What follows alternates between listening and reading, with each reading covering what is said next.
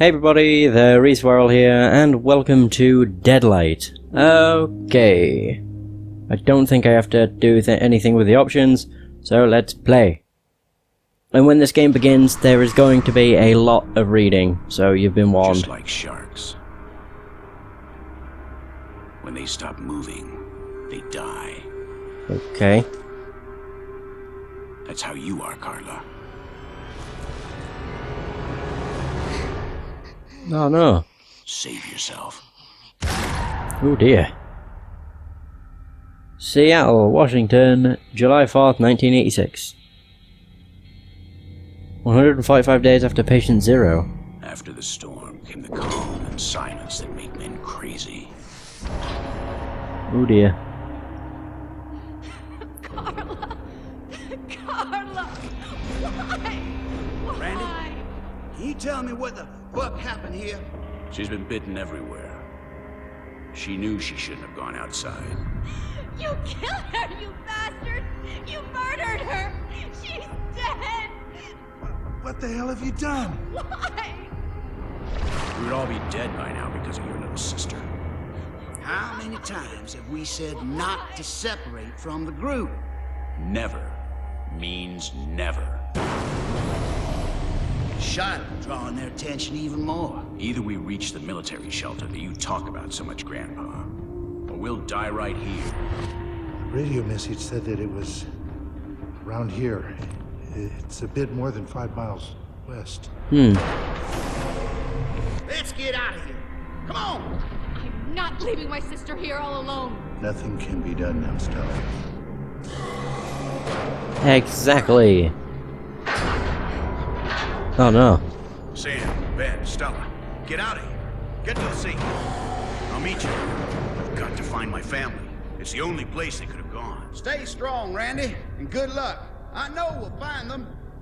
That day was not the beginning of anything, or the end of something. It was just one more day. A day like any other. Wow. The world This guy's a was hard dying, ass. and we were its survivors. Yeah,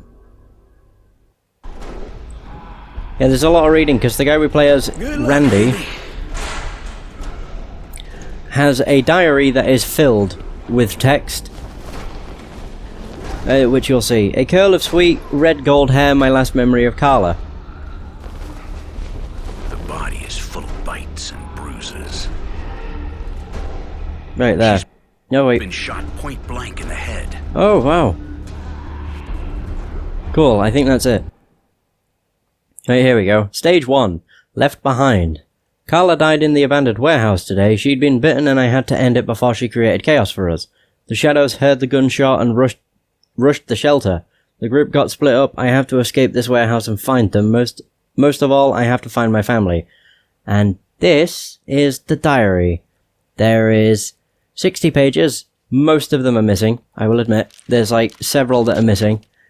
But I would still like to read all the ones that are there, because it's a lot of good information. Well, not good, but it's a lot of, it's like background, which I like. So this is like a year ago, which is 1985, May 15th. I never thought I could do something like this, resorting to a diary to express myself. But come on, what have I got to lose? My name is Randall Wayne. My friends call me Randy. However, I don't know many that call me that. A few days ago I turned 33. I live in Hope, a small town in British Columbia. We are in a valley surrounded by nature which is situated in the southwest of this great country called Canada. Here we have everything we need to be happy. If you compare my town to other cities, they are garbage.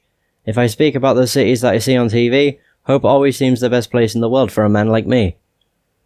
My work also keeps me happy. I'm a park ranger, park warden, which is a park ranger, I think. Right here in the mountains, my work requires me to spend a lot of time far from home and to be in direct contact with the trees and the animals. I normally hike up the mountain by myself. Man can trust the mountain. The mountain never disappoints you. I don't need anything else. Sometimes having someone close is dangerous. Ordinary people speak too much and always disappoint you in the end. Now we're on page 3. June 6th.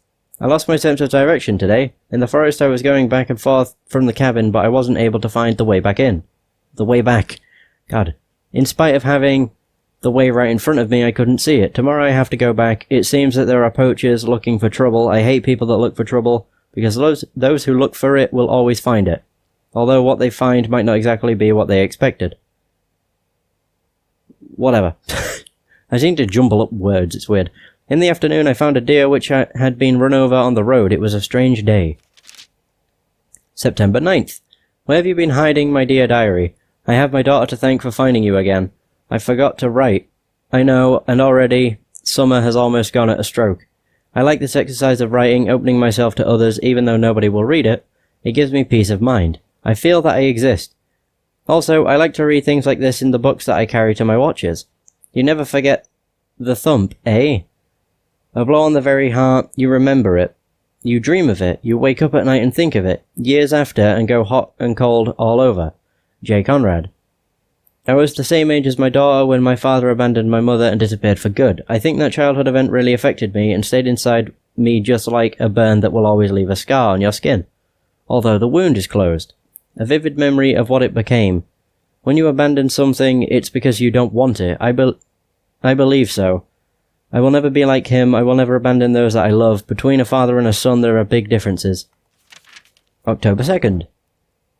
Today I have a headache. Sore bones, the cold weather has begun and the mountain is getting ready for the new season. I also had a terrible migraine in the afternoon. October 10th. What an obsession. I spent the whole day with numbers in my head. A 10 for here, a 16 for there, an infinite number of trees that I have counted in the forest, 3 foxes, 1 bear, 10 words said in all day, and 30 times that I've sat down to see the horizon with binoculars. 252 steps from the cabin to the road, 30 steps to go around the cabin. I don't know how many words there are in this diary, but there are many more words that are burning inside me, the words that I don't write. I'm afraid of closing my eyes and dreaming. I'm having this fear of everything coming back again, and the wind of the past hits my back. This loneliness doesn't seem enough, and nor is enough to write on this notebook now. Sometimes I also see what happened if I'm awake.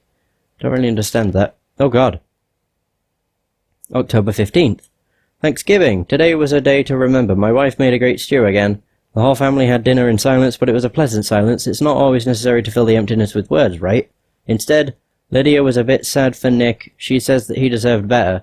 Nick deserved better, and I think that we all deserve better. At least Nick's meat was tasty. Typical of kids, the way they insist on personifying the world around them and on giving names to everything that they find.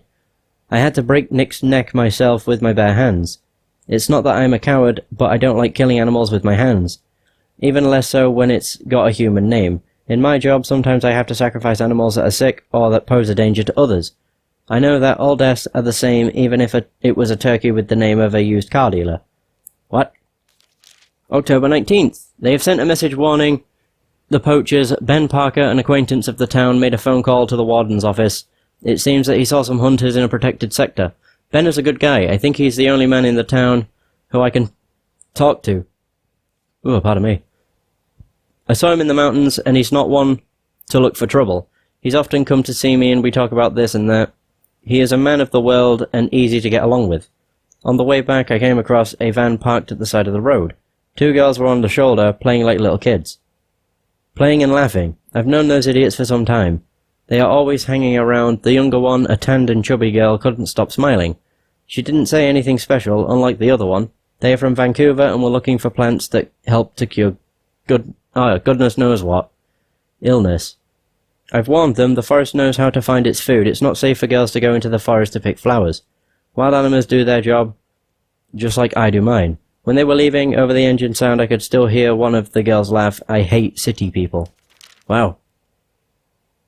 October 22nd. Dreams are my reality. October 24th. I'm afraid of the night, I'm afraid of the night, I'm afraid of the night, I'm afraid of the night, I'm afraid of the night, I'm afraid of the night, I'm afraid of the night, I'm afraid. I'm guessing. There we go. December 5th. In spite of the migraine, I may still be able to forget everything and be only aware of the good things inside me. When my maternal grandmother, who was already over 80, died, the only person she had beside her was a nurse. The old woman lived alone and died alone.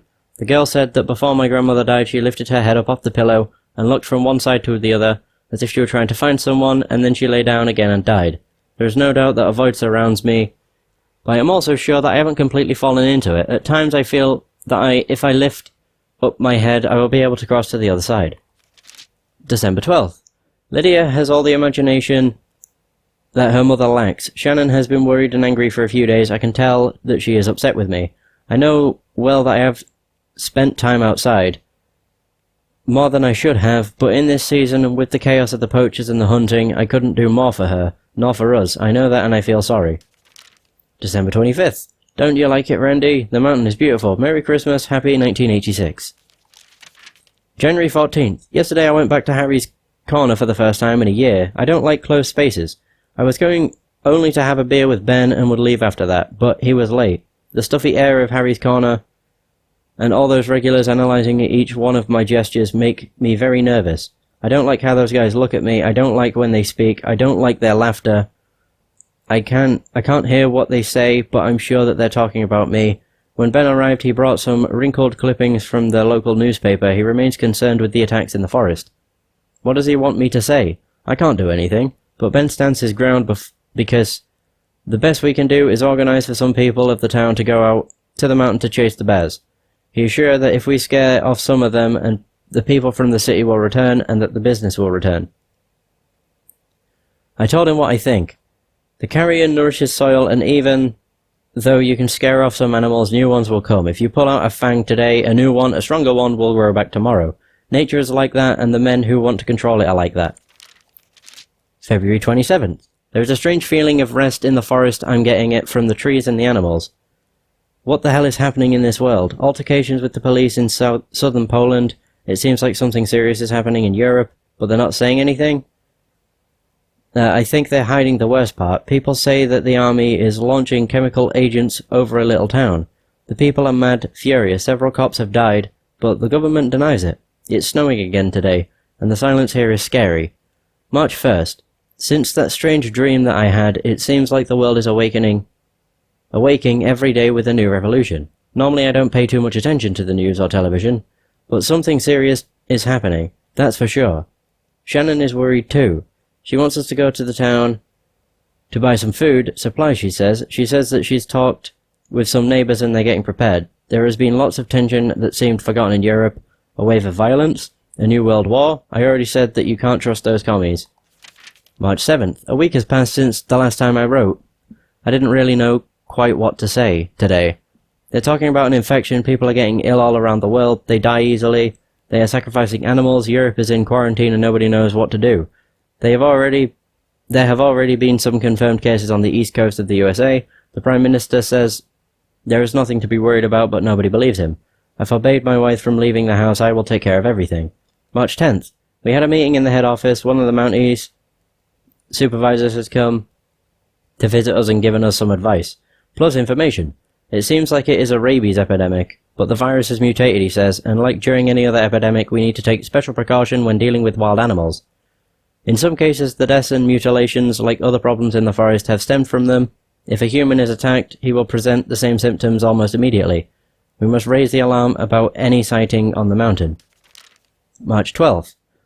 The wave of violence has spread beyond Europe. They say that the hospitals weren't ready for something like this, but what does something like this mean? What are they talking about? About an innocent rabies epidemic? No, I don't believe them.